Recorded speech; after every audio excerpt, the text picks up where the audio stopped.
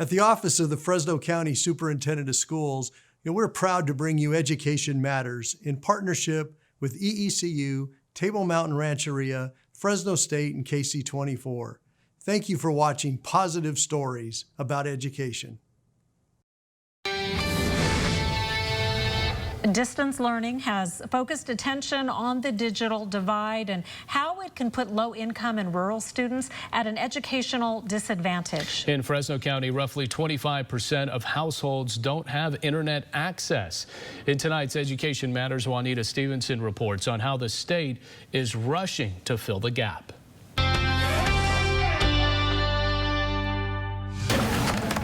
Students attending schools in the Firebaugh-Las Delta School District have the high-tech equipment you'd find in most classrooms.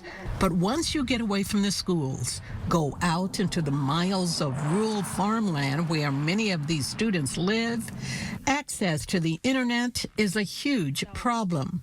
A problem that was amplified when schools had to go to online learning. Our department has done a remarkable job making sure that we have connectivity on all campuses, so that wasn't the issue. It was the students staying at home and trying to do the distance learning. That's where the connectivity issue and concerns became something that we knew we had to make sure we took care of by bringing in hotspots. The district's tech team rushed to get hotspots set up. We're enrolling it now into our network. Locations where homes could access the internet using Wi-Fi. Manuel Perez, Director of Technology, says currently that is the main alternative for rural areas that have been deserted by major carriers because of the cost. There's not an infrastructure out there. They have telephone poles that go down the road, and then out so far, that's all you get. It is a problem for rural school districts throughout the county. A 2019 report showed that 74,000 households in Fresno County had no internet access, placing thousands of students at an educational disadvantage.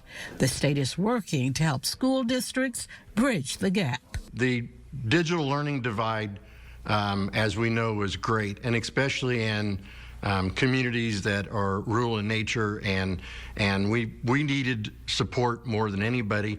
So we actually received 555 Chromebooks to help provide Chromebooks for our students. The state also helped with providing funds for more hotspots. Firebaugh technicians spent the summer getting this school district prepared for the fall. Yeah, we'll be ready. With those 555 Chromebooks that we got, my staff were working on processing those and getting those ready. Firebaugh hasn't announced how it will welcome students back to learning this fall.